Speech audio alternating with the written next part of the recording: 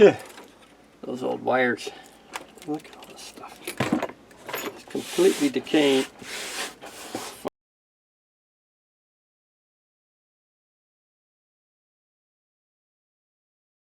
Well, that little clip kind of sums up the theme for this video. But before we get into this video, let's do a little review of the first installment.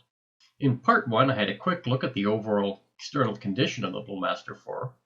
Now, of course, it was all banged up, but that didn't concern me much because the owner wanted it to retain its original charm. I noticed that the line cord was not original, and judging by the type of cord used, I was hoping it was not an unhandyman special. So it was a bit of a relief when I opened her up and saw that the only change that was made was the line cord. All the original components were present. The jumble of valve brands found on the radio can also be explained by a dad fix. Most likely he was swapping out tubes, trying to fix hum or buzz that might have been present. The examination also revealed that this is going to be a little longer repair than I thought, as all the hookup wire had dangerously decayed, and it would all have to be replaced. For the rest of the video, I decided it was a good idea to explain in detail the circuit modifications that are necessary to bring a good old All-American 5 radio up to modern safety standards, namely a polarized plug, a safety cap, and a fuse. Now for this video, I think it would be rather boring just to watch me clip, rewire, and solder, so I'll just go through some of the highlights of the rewiring. To start off, I discovered this. A little discrepancy I've discovered. The cap here is 30 and 50, but this cap is 40 microfarads. Doesn't really matter. They usually did this whatever they happen to have in stock. Looks like they had a bunch of old British stuff left over. Made in Canada, actually. Aerovax. I've got two nice caps that'll take its place. Both 160 volts rated. 160 volts, which should be fine.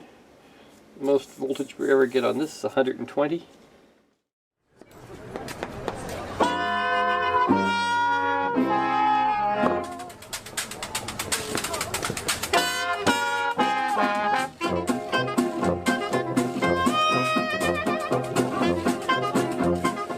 Okay, one thing I learned from the few projects I did is always make sure you've got room to fit things where they go.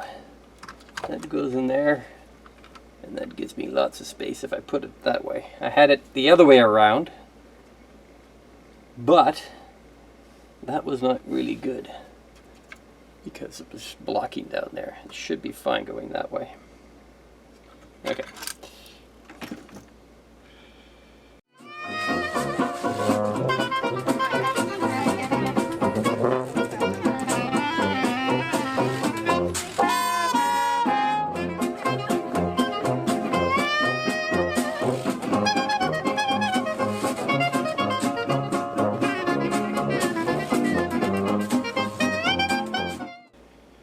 Black wire that led up from pin 7 up to the oscillator pin was brittle as well, so I'm going to replace that. And while I'm there, I'll take a opportunity to check out that 22K resistor, because that's really important for the oscillating circuit. So we'll check out the ohm meter.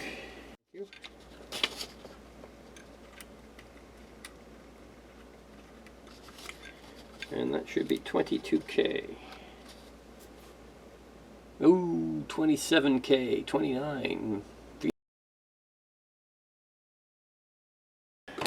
In the end, that resistor's bad.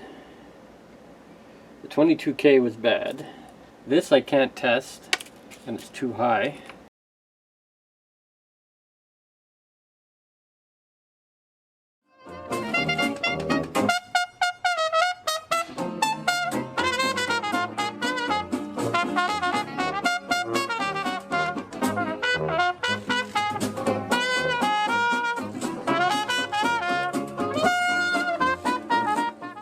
So now I've got that all back together in there.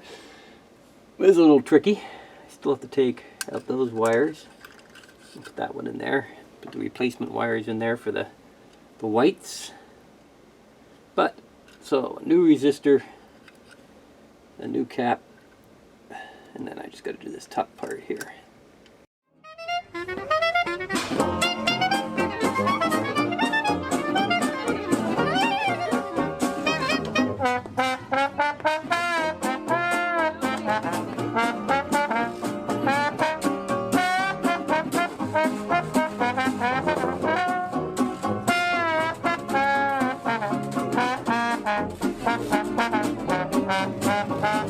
One thing I've discovered playing with this thing is it creates a lot of crap. Ugh. Those old wires. Look at all this stuff. It's completely decaying, falling apart.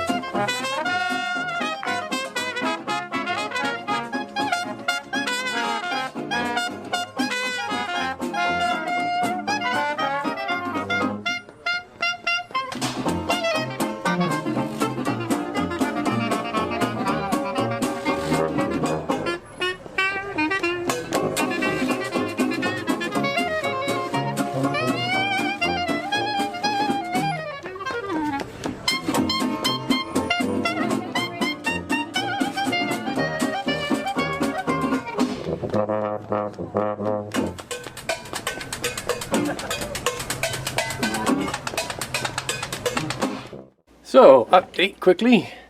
Got all that wire in there fairly nicely dressed. I'll clean it up a little more later. But at least I got it twisted in there now. And it comes up into there. And now I take out this little arrow box, because I just soldered that. But you notice this one didn't get soldered in there. Everything else is nice and tight, but this one's sitting out. It's that little thing like that. That's a coupling cap, so that would have screwed everything up if that wasn't connected in there. Don't know if you can see that. As you can see, I can just pull that right out now. So I'm gonna have to fix that one up.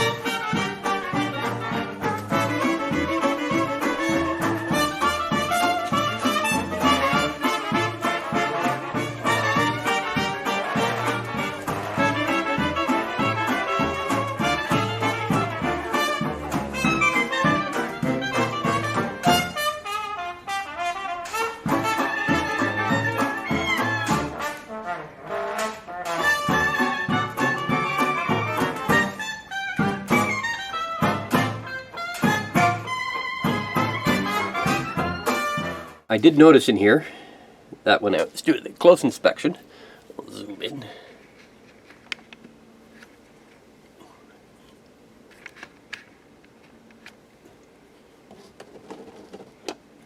Get that out of the way. I never did solder these up. But if you notice, that's also going from number 5 into the transformer, so that's carrying signal. I don't particularly want these going over all these power and ground lines, especially these lines. It's going to suck up hum. When the original version of this, all these lines were flush against the base. So I'm going to take this one off. I'm glad I didn't hook that in there permanently. I'm going to mount that going up and across it down.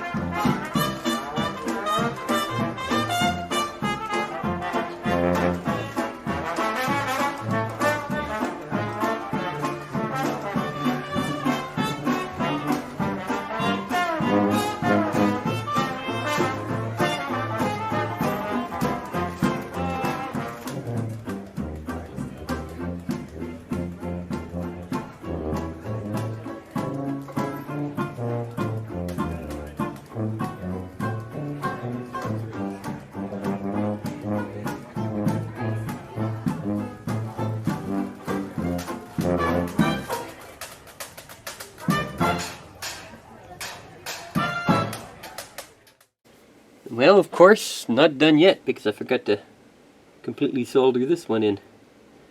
Always double check.